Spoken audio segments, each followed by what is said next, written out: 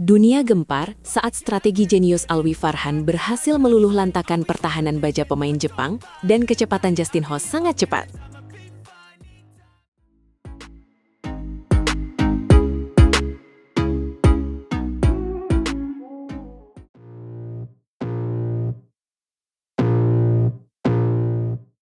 Benar, kamu tahu tidak kalau Alwi Farhan punya rahasia besar saat bertanding di lapangan? Tentu, kita semua menunggu turnamen All England, tapi ingatan kita ditarik kembali ke momen Alwi. Taktiknya luar biasa.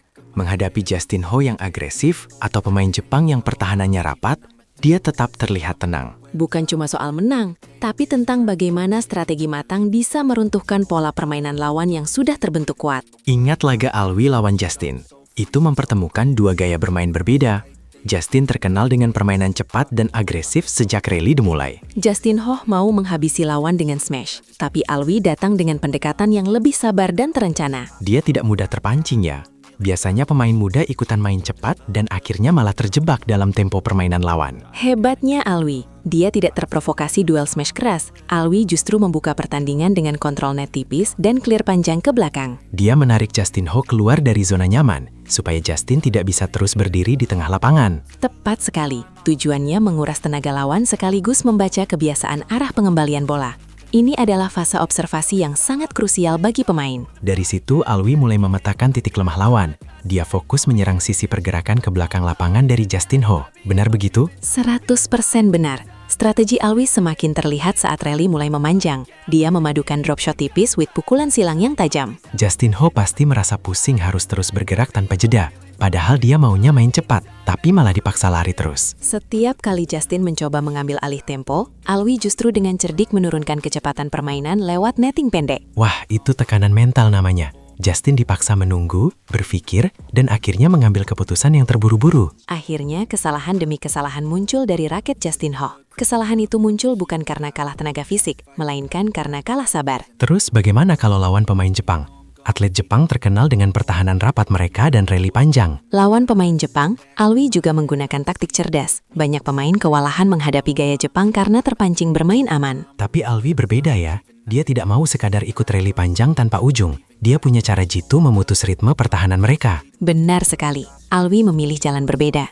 Ia memutus rally panjang dengan pukulan tajam seperti drop shot mendadak yang sulit ditebak. Dia juga sering mengarahkan bola ke garis samping kan?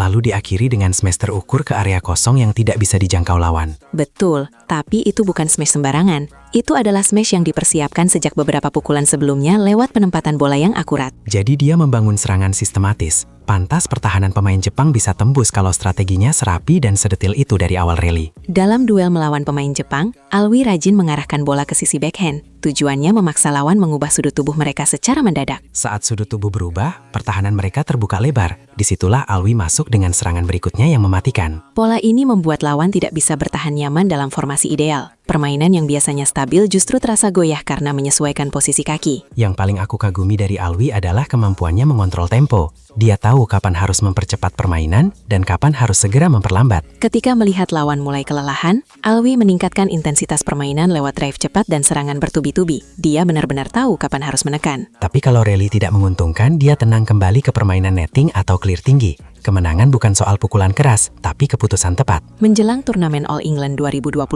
cerita lama ini kembali relevan. Turnamen di Eropa dikenal sangat keras dan penuh tekanan. Banyak pemain muda tumbang bukan karena teknik kurang, tapi karena taktik belum siap.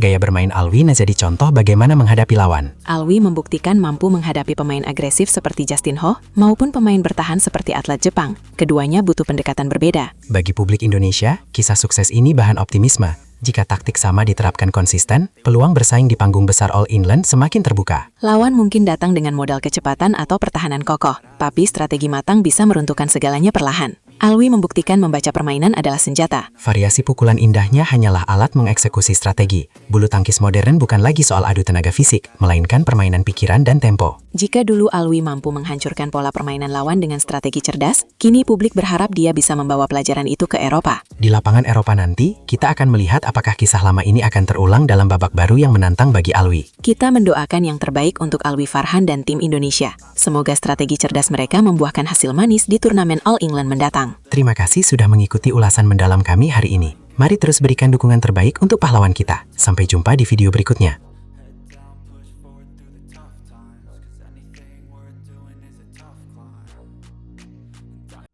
Aksi balas dendam dimulai. Skuad Garuda terbang lebih awal ke Inggris demi satu gelar juara yang sangat dirindukan di turnamen tertua dunia.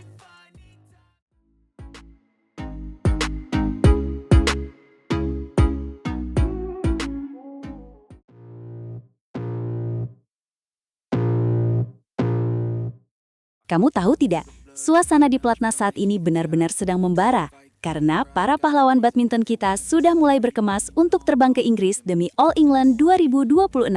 Wah, benarkah? Padahal kalau tidak salah, jadwal pertandingannya baru akan dimulai pekan depan, tepatnya tanggal 3-8 Maret 2026 kan? Betul sekali.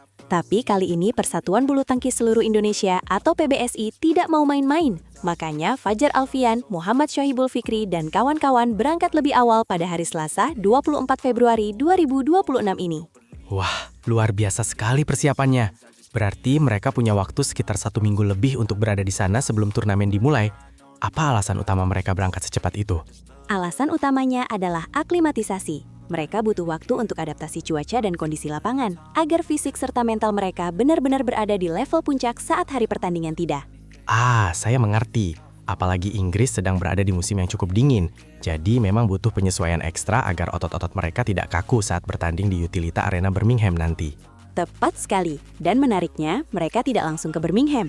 Tim Indonesia akan menjalani pemusatan latihan dan aklimatisasi di Milton Keynes yang berjarak 120 km dari Birmingham. Milton Keynes. Oh, saya ingat.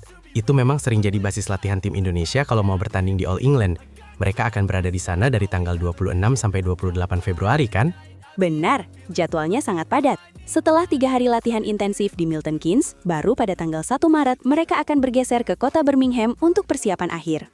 Berarti pada tanggal 2 Maret mereka sudah mulai uji coba lapangan resmi di venue pertandingan untuk merasakan hembusan angin dan karakteristik shuttlecock yang digunakan tahun ini. Eng Hian selaku Kepala Bidang Pembinaan dan Prestasi PBSI sudah menegaskan bahwa fokus utama mereka adalah kesiapan fisik, teknis, dan yang paling penting adalah kekuatan mental menghadapi tekanan di turnamen level Super 1000 ini. Mengingat All England adalah turnamen tertua dan paling bergengsi di dunia, tekanan mentalnya pasti jauh lebih besar dibandingkan turnamen BWF World Tour lainnya. Benar, apalagi tahun lalu kita mengalami nirgelar. Pencapaian terbaik hanya runner-up dari pasangan Leo Rolly Kernando dan Bagas Maulana yang kalah dramatis dari wakil Korea Selatan. Aduh, jangan diingatkan lagi. Kekalahan 21-19 dan 21-19 itu benar-benar menyesakan dada. Tapi saya yakin tahun ini ceritanya akan berbeda.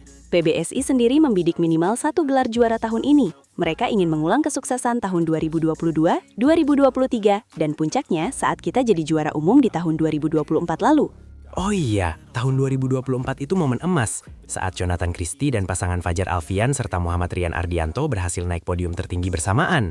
Momen itu yang ingin kita ulangi. Tahun ini kita menurunkan 12,5 wakil, termasuk kolaborasi unik antara Gloria Emanuele Wijaya dengan pemain Singapura, Hyong Kai Terry. Tunggu dulu, kenapa 12,5 wakil? Oh, saya paham. Itu karena Gloria berpasangan dengan pemain luar negeri ya? Benar sekali, karena Rehan Naufal Kusharjanto masih dalam masa pemulihan cedera. Jadi, Gloria tetap turun dengan pasangan beda negara. Ini tentu akan jadi tontonan yang sangat menarik. Di sektor tunggal putra ada Jonathan Christie dan Alwi Farhan. Sementara di tunggal putri kita bertumpu pada Putri Kusumawardani. Persaingannya pasti akan sangat ketat sejak babak pertama. Jangan lupakan sektor ganda putra kita yang sangat kuat. Ada 5 pasangan yang turun, termasuk Sabar Karyaman Gutama dan Muhammad Reza Pahlevi Isfahani yang performanya sedang menanjak belakangan ini.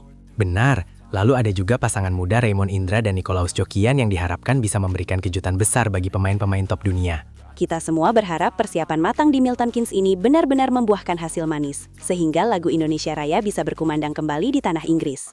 Saya tidak sabar melihat aksi mereka. Semoga tidak ada lagi kesalahan fatal di poin-poin kritis seperti tahun lalu, dan para pemain bisa tampil lepas tanpa beban.